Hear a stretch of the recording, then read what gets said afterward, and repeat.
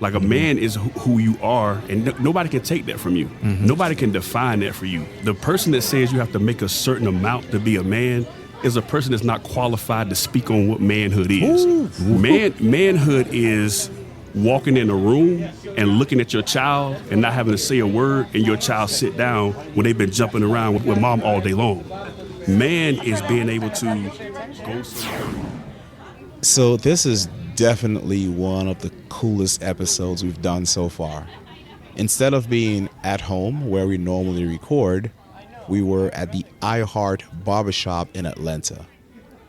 I would apologize for the background noise, the incessant buzzing of the clippers, scissors, barber chairs being raised and lowered, and even the interrupting phone call from my daughter. But you know what? I won't, because it's real, man. That's what happens at the barbershop.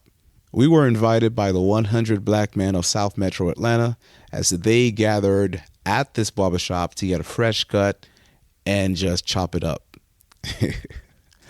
Pun intended. These conversations were held between LaDre Gilbert, the organizer, Mike Skills, a master barber who is reserved and laid back, and Kelly, a military veteran and former firefighter. We touched on what it means to be a man and the expectations, to the NBA GOAT debate, to mental health and expressing vulnerability. This is a conversation you will thoroughly enjoy. And if you find that I'm right, support us by simply sharing this episode. And this is free. Just send it to a few friends and leave us an honest review on Apple Podcasts. It helps the show, it helps us grow, and it keeps the conversation going. Welcome to Manhood Matters. Let's get to it.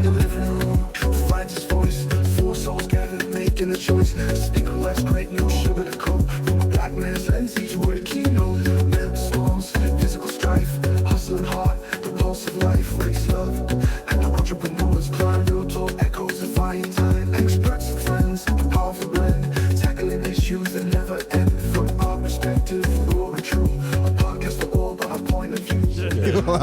Gotcha. Forgive me. All right, so first thing I want to jump into is mental health. Yeah, we're going to start with you, Mike. Okay.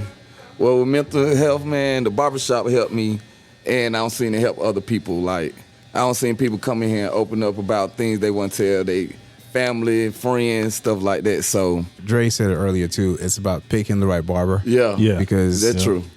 I was saying earlier that I don't think that people truly open up in here.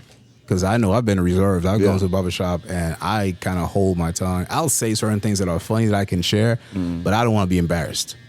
But so if my girl just cheated on me, I'm not going to tell y'all. Really, the barber got to open up to you first, though. Right? Yeah. That's what it really is. So, like, if your barber sit down, open up to you and tell you something about theyself, and then most time they will get the clients to open up. Gotcha. And there's most of us in here, man, we just keep it 100. We just, whatever going on with us that day, we say, hey, man, I just went home and this happened. I got caught doing this or doing that. So, and we talk about it. So, and that make other people open up because we open up first and make other people comfortable. So that makes really, sense. Yeah. But you don't do clown on people, though. I mean, if someone says something, that might be embarrassing. Yeah, I know you laugh at them a so little bit. We'll laugh at them, but it ain't gonna be that serious. We'll let them know that we just joking around. Yeah, right. Hey, because I might tell you something embarrassing about me to get it off of you. Yeah, you know, right. That makes sense. Yeah. All right, and Kelly, why don't you tell about your experience with mental health? Yeah. I seeked it professionally after, I lost my job as a firefighter and went through a divorce.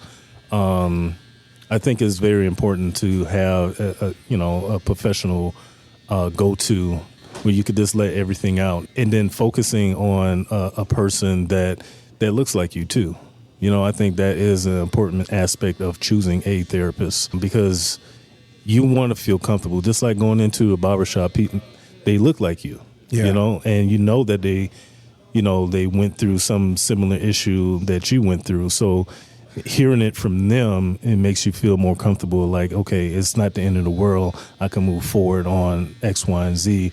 But it's really good to have that guidance from an outside source to help you push through the difficult challenges that you face. Yeah. So what I'm hearing also is well, maybe they haven't been through what you've been through specifically, but at least they can relate to it. Yes. So I remember like at one point I was going through marriage counseling, with my ex-wife.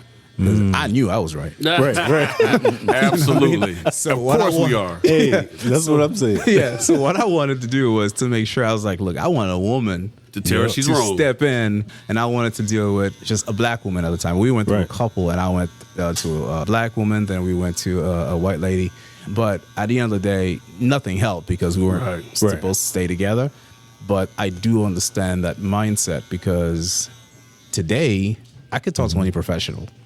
Right. But I'm looking for someone who hasn't just read a book and been through his dissertation or her dissertation. Right, I'm looking for exactly. someone who's kind of lived my experience. Yeah, life Right? experience. Yeah. So I get it. That makes sense. And how about yourself, Brother Dre? Yes, sir. So I actually had the opportunity to go through mental health therapy for some things that have been going on in life. Like I said, it was a stigma before where I'm from, North Florida in the country. It's more so like, you pray about it, keep it to yourself, don't tell people your business. Yeah, man. But, you get to a certain point where you start going through certain situations and you start realizing that, like, hey, these situations are changing. The outcomes are the same. And I'm the only, constant that's here. So what is it about me to produce the same situation? And so I started to do, use, therapy to examine myself on the inside and find out, what my weaknesses are. Yeah. And, man, once I started to learn my weaknesses, accept those weaknesses, and then start to turn those into strengths, it just unlocked a whole different level of me. I became unabashed. I don't worry about, I'll tell a woman in the day, hey, I got narcissistic tendencies. I got main character syndrome. I'm the only child. I'll tell you, but I'm working. But these are the things I'm aware of, working on these things so that I don't try to make everything about me. I'm not always viewing this relationship through my own lens. I'm trying to see your perspective and hear what you have to say. Even though sometimes it still doesn't make sense. But at least you know. But all jokes aside, knowing yourself and being able to handle those things better, man, it takes you to a whole different level. Yeah, it sounds like a superpower, brother. I mean, the second you recognize your weaknesses and you understand those, and then you can use them. But one thing you just said, some people might hear that and go, oh, you said you got narcissistic tendencies, let me run away from you. But what they don't realize is that I think most people do in a very selfish way. But if there's one person who can tell you and they can recognize it, that person is the person you should run towards, and not the other way around. And that, to me, because of that superpower, like you call it a superpower, that's why I'm thankful, because I have saved myself from so many headaches because I was real, and my realness pushed the other, woman, she took off, and I was like, okay. Now I know it's not my loss. It's like, okay, well, hey, you saved me a headache, or you saved me, 6 months of us getting here, and then you're not willing to take accountability for yourself or do the work that I've done for myself. Okay, so, all right, appreciate you. And when do we stop working on ourselves? Never. Exactly. When they pull that plug. We don't stop, right? So it's just having that self-awareness to realize that we are work in progress. Right. We recognize it and we can articulate it. Right. And it makes sense. So yeah, I love that. Very, very powerful stuff. Next question is, what is your definition of being a man? So, and the way I like to phrase this is, if a 6-year-old came up to you and said, Uncle Dre, Uncle Kelly, Uncle Mike, what does it mean to be a man? Or if a struggling 20-year-old who's basically looking for his own identity comes to you saying, look, I'm doing things out here and I'm not really sure that I'm on the right path. What does it mean to you to be a man? How do you answer that question? I would say take ownership of yourself. Take ownership of your life. When you grow up, there's going to be plenty of mistakes that you're going to make. I look at life as like a pop quiz. So you know how you go to class and you don't know the information. They just want to see what you know. And you take this pop quiz and you going through the quiz and you answering these questions, and then you turn it into your teacher and you get it back. You're always going to miss at least one question or two questions. That's how life is. You don't know all the answers. You're just making a choice, and it's okay to make those mistakes. Mm-hmm. It's okay. You're going to learn from your mistakes on that pop quiz, and then you're going to ace the test when you get the next test. So I just say go through life on a path of taking responsibility for your actions and of your attitude, being a provider for your family, for yourself, because think about this. Men constantly provide for other people, right? We need to take the time to provide for ourselves, and that ties back into the mental health aspect. Right. Going to the barbershop, getting that fresh cut, feeling good about yourself. Going out to the restaurant, taking your wife or your girlfriend out, it gives you a boost of confidence, right? Taking yourself on a trip, going to a spa, getting your nails manicured, pedicured, all that good stuff. So I say this, don't be afraid to make a mistake, because all men do. And don't be afraid to take care of yourself as well. Exactly. That's something that we don't think about. I think we're all on autopilot. Like, we just face our responsibilities and we go. And we don't really stop. Don't go no more. There's not a me day. You know what I mean? Like, we don't have a me day. I mean, I golf. So I guess that's the me 3 hours and shit, because I'll just be out here trying to go, But then I end up leaving the course more upset than I came in. right. So I'm not sure. But that's a great answer. Are there other examples of what it means to take care of yourself in that equation? Yeah, I would say, take a moment every day for yourself. At least 10, 15 minutes of just being in silence. This not worrying about, okay, I have to look at social media, I have to, look at work emails, and I have to get up, get ready for the shop and cut my client's hair. Just take 10 minutes out your day and just be in the moment in this existence of life. Yeah. Because once you pick up your phone, head out the door, you're fast-paced. Yeah. You're moving. I would say, provide some time for yourself. Awesome. How about you, Dre? What is that definition for you if you had to break it down for someone who's seeking that guidance from you? Which, by the way, a lot of people are seeking that guidance from you, right? Because you are one of the members of the 100 of South Metro Atlanta, 100 Black Men of South Metro Atlanta, which is an amazing organization. And so when you stand there as kind of that beacon or that lighthouse, and you have all these eyes on you, maybe they're not asking the question, but if you're asked directly, how do you answer it? So what I would tell a young man in that position is the first thing about being a man is understanding like who you are and being comfortable with who you are, right? That's first and foremost. Like, no one on the outside should be able to influence how you feel about yourself, and being able to master yourself, your thoughts, your emotions. Second thing about it is being able to take care of your responsibilities and own up to your responsibilities. Like, you have different things that belong to you. For example, I always say about my children, because those are the best things about me. When my children came in this world, my life changed. The way that I moved and did things changed. I haven't always made the best decisions, but I try to do the best I can. Like, me being here in Atlanta and then being in North Florida means I got to make some trips sometimes. I got to get on the road sometimes and go down there and do different things. But so it's just about making sure you're managing your responsibilities. And also, too, I think one of the things about being a man is that, like, you got to get to the point of comfortability and when to ask for help when you can't do something. Being a man doesn't mean you have to be Superman. Yeah. You don't have to always have the right answer. You don't always have to have the solution. You can't always do something by yourself.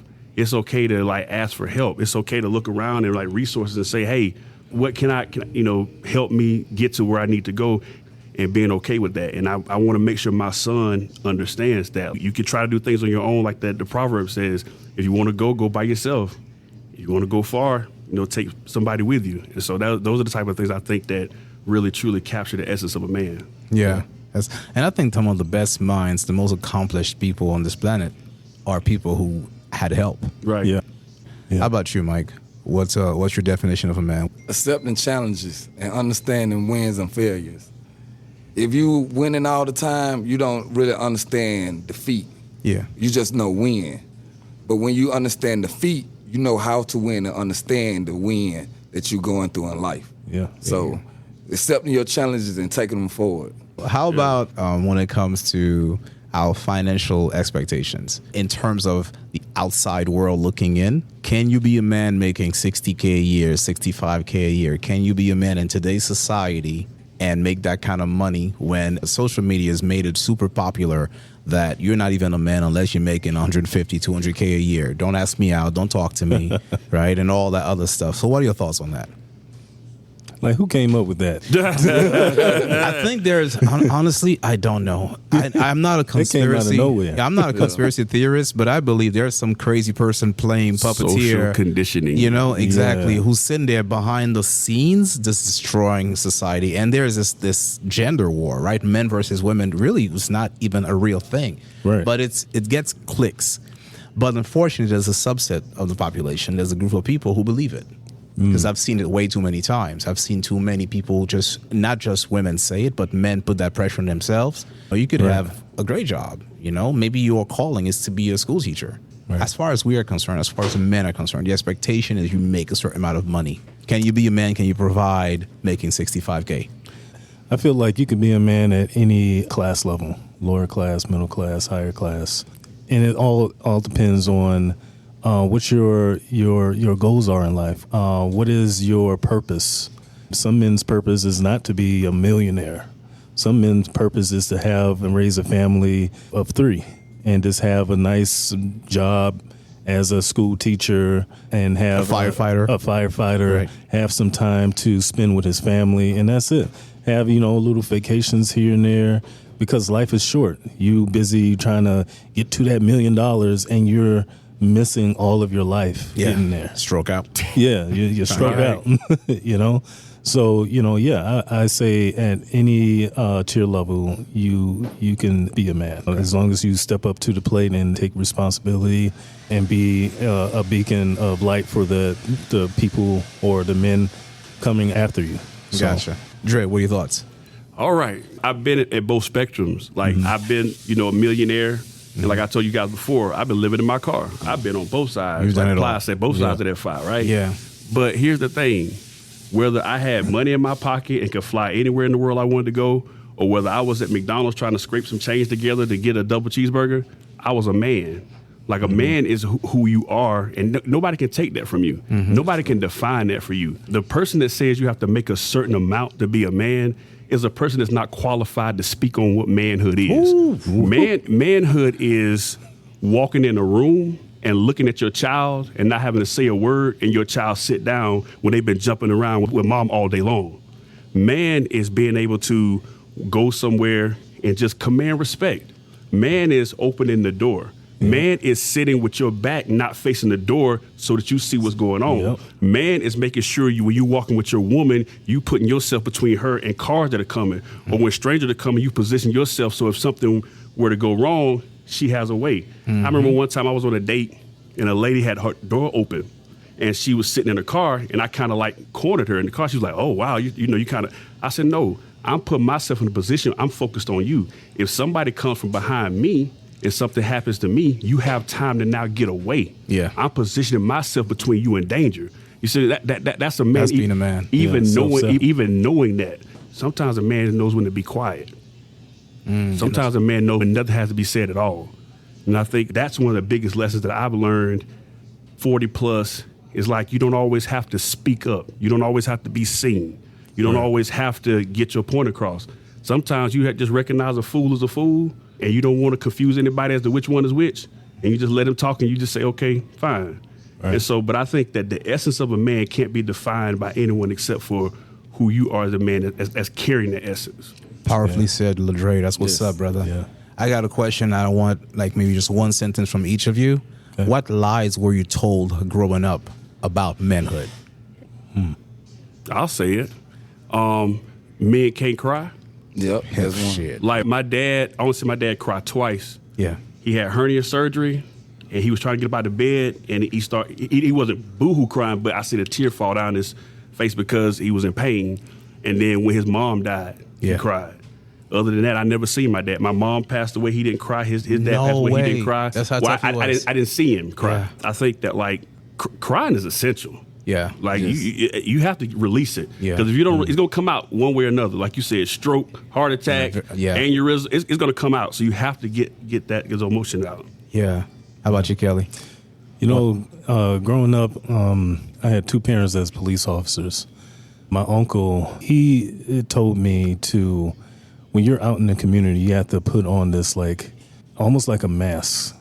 to shield your emotion. And every time he went out for like a police officer's funeral or firefighter's funeral or someone who's close to him, he had to speak about that. He never cried. He never cried. He never showed like he was hurt. But you can hear it in his speech. But with me, I'm like, I do cry. I'm not going to say I'm a crybaby, but I do cry. But I got to a point where, damn, I'm like my uncle now. Yeah. Like I'm holding that in and masking it, but it is a lie because even with Obama, he started crying, and that was the first time I actually seen a president like cry like that on some issues of I forget the speech. It was I think it was someone who passed away. That sticks with me till this day. Like if I ever get to a point where I have to public speak or at a funeral or something like that, I can now tell myself like it's okay to shed a tear or two. Correct. It's okay to connect with people on a human level. Yeah. For me, the biggest lie that I got growing up as a man was the more women you have, the more of a man you are. Oh yes. It was about that the bullshit. bodies. And what's crazy is I believed it to so much that, but then you start lying about it till your teens. You're like, I got this girl. No, you don't, right? And I found that I started living that lie. So when I was in a position to, I started living that life, only to realize that's not who I am. Yeah. Right? I'm a monogamous man. I want to be in one relationship, but I forced myself to be something I was not because I thought that was the expectation. And when other men would look at me, I would feel like I'm more of a man because I'm lying to my girl here because I got this other girl here. And it was just the stupidest thing. Yeah. Right. Mike, what's one lie that you were told as a man growing up? Well, they kind of covered it, keeping feelings to yourself. Yeah. And not crying because most time they say men don't cry, men don't show their feelings. But when men don't show their feelings and don't cry and open up, men explode. So Yeah. and one thing I learned, like when I got older, I started opening up, I started feeling better about life, everything. But the more I kept it in, the more angry I was. Yeah. So Can I add one more thing to what you said about that lie? Yeah. Man, just think about how much time, energy, and opportunity you wasted. Big time. I know. Because I could look at myself, man, and just be like, man, I've been engaged twice. Yeah. Right? Married once.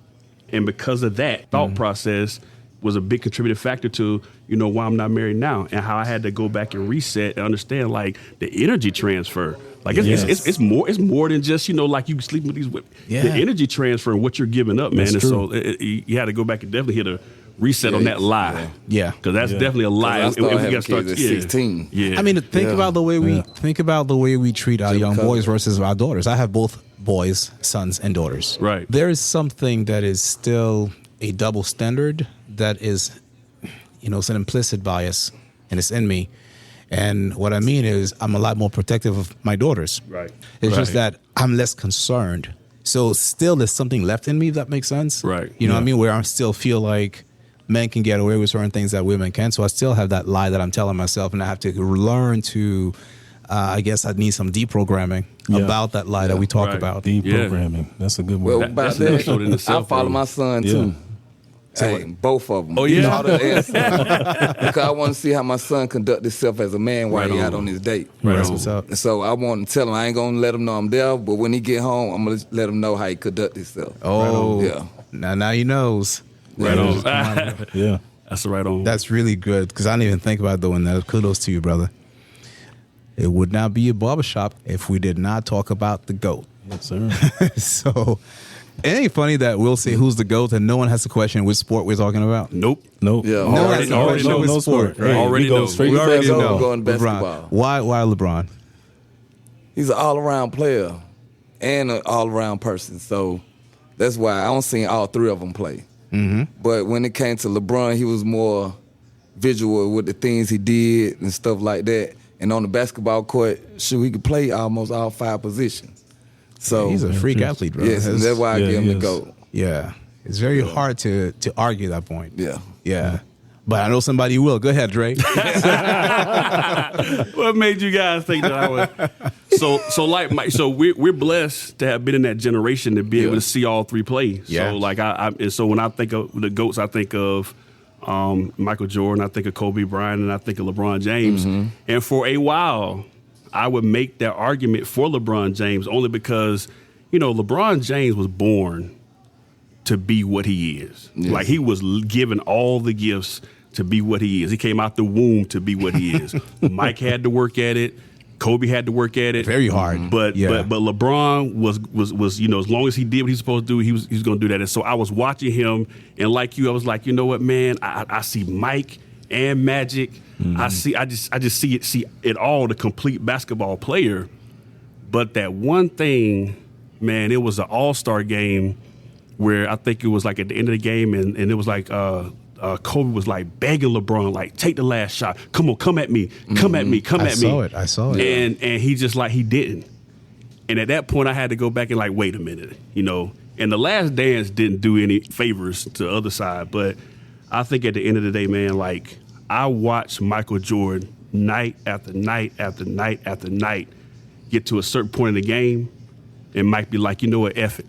We about to win. And nobody could do anything about it. Like his teammates is backed up because they knew Mike, we about to win.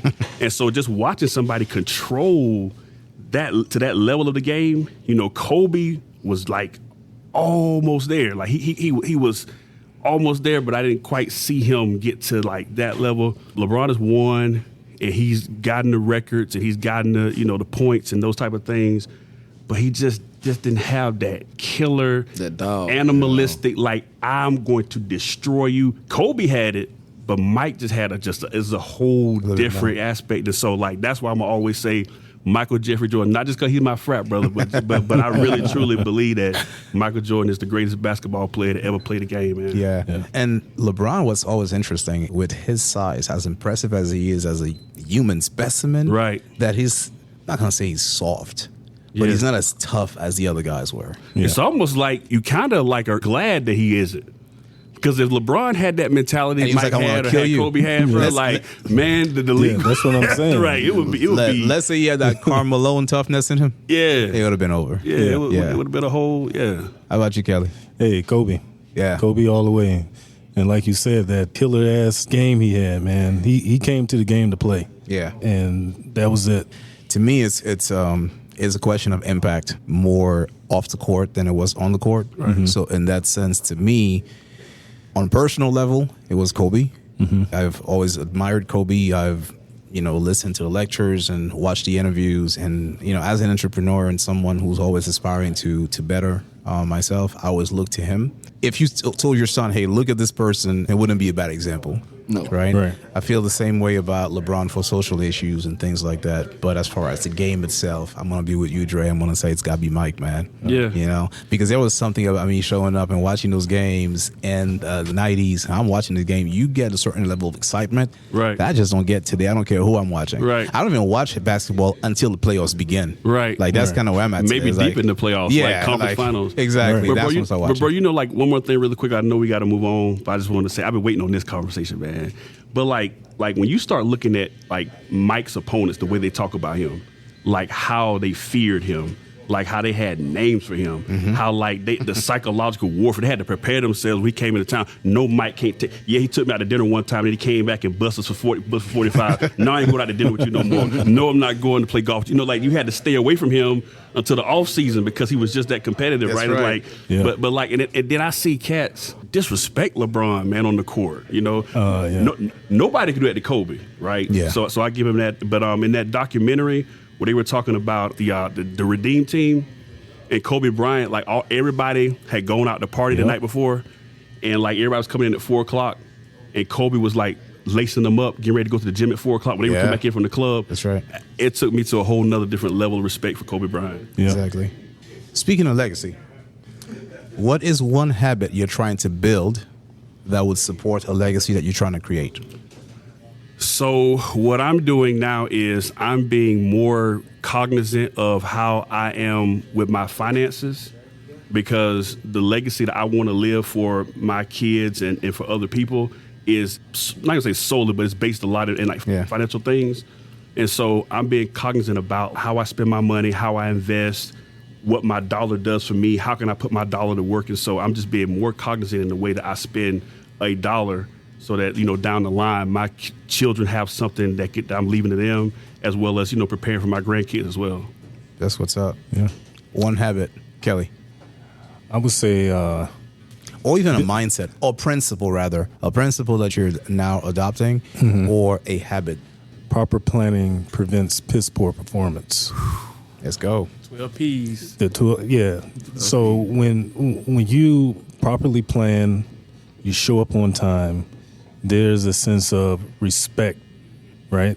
So, and showing that to your children is only going to set them up for success in the future. Because if you show up late and you saying things like, hey, I'm going to do this and don't do it, then you're creating a reputation for yourself of no one's going to trust you to do anything. You know, you're not even going to trust yourself. I got that from my uncle. He taught me that because, you know, my background is coming from a single parent household who was disabled. She had sickle cell anemia. And, of course, I had my brother, my older sister. They moved out. My sister moved to Minnesota for college, and my brother went to the Navy. And I was 12 years old, stuck down in Miami, taking care of a sick parent. My father was never in my life. Wow. So I used to walk home from school instead of taking the bus home just to save a bus fare to get us food. Yeah. You know what I'm saying? So coming from that, and I was always bad with my grades. I was always late, all this other stuff. Moving from that to a structured household, it was like, it changed my life forever. Like, he always taught me proper planning prevents piss poor performance. He was in the military, he was in the Army, and I just adopted that throughout my life, and it just molded me to who I am today. So no matter what situation that I'm going through, if you have the proper P's, you will always find your way back on your path. That's what's up. Great answer, brother. Mm-hmm. Thank you for sharing that. All right, just a couple more questions we have. Oh my God, I need to tell her. I'm so sorry. Sweetheart, I'm sorry. I gotta call you back, okay? Wait, are you? I'm working. I'm working, baby. So, if your life ended tomorrow, if you know it's gonna end, what are 3 things the people closest to you would say about you? Well, that I was caring, loving, I always showed support. I was always there for people, and I always was the center of attention. Caring, loving, show support, and definitely the center of attention. Oh, yeah. All right. And you said all the good ones, man. I mean, you could repeat them. That's you. Caring, loving, I say self-sacrificing, discipline. Yeah. That's always on time. Yeah. I don't say that's a hard one to stay on top of, man. That discipline, brother. Yeah. That's the most challenging thing. It is. Yeah. How about you, Dre? Man, I would pray, man. I pray that when I die, man, somebody get up at my funeral and say, one, that he was a man of God, and he lived it. I would pray that somebody would say that, you know, he was a decent guy. Like he was a good guy. He really, you know, was you could depend on him and his word meant something. And 3, I pray that somebody has something to say about how I impacted their life in a positive way. Yeah. Beautiful. Beautiful. What is something that you guys would like to unlearn before it's too late? I'm going to say this because we've already touched on it, man. Go for it. Like, I'm 43. Yeah. And like I said, I've been married once, engaged twice. And I'm at the point now where I'm ready to get married. I'm ready to settle down and, like, spend these next, prayerfully, 40 years with the woman that God created for me to be with, right? Mm-hmm. I have to unlearn what has happened over the last 15 years of what dating looks like now. When we grew up, you had to go up to a girl and get a phone number. And then you had to call the house, and then you had to talk to grandmama, or you had to talk to mom. You had to, and then when you got her on the phone, they were listening on the other line. Like you had, so it was like a process of actually getting to know, but like just the interaction. Like I had to have something interesting to say to this girl when I saw her, so that she was willing to give me her phone number in the first place. Yeah. Now it's just so much access and so much. I feel like it just diluted the entire courting process. So I have to unlearn all of this toxicity on both sides. Like we said, that person sitting behind that keyboard, that person sitting and that's controlling everything. All that toxicity that's been created. Like, Yeah. and believe that like my wife is still there, and that when I find her, she's going to be the woman that God created for me and been preparing me for her, and that I am entitled to those 40 years of love, happiness, and just family and peace. Yeah. So yeah, I got to put some of this stuff, this online dating and all this other stuff, man. I got to unlearn that toxicity, man. That's been created between black men and black women, man. And I do say black women because I love my sisters, but I'm all about my sisters 1,000%. Yeah. Never giving up on them, no matter what. Hey, man, they haven't given up on us, brother. That's right on. Yeah. You know, and we haven't always earned it. Shit. Right. You know? You're right. You're right on. That's right on. That's true. There's some dudes out here just saying some crazy stuff about black women. And I Yeah, listen to that's that what I'm stuff. saying. Man, that's Yeah. pretty insane. Yeah. You know, date who we want, whatever, but maybe shut up about that. Yeah, you know? don't do that. Yeah. You're right. You're right.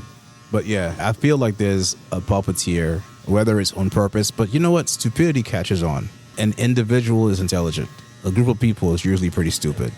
You know, I have a friend who said this on a previous podcast where he said, you look at a group of people rioting. If you pluck someone out of that group and you pull them out and say, what are you doing?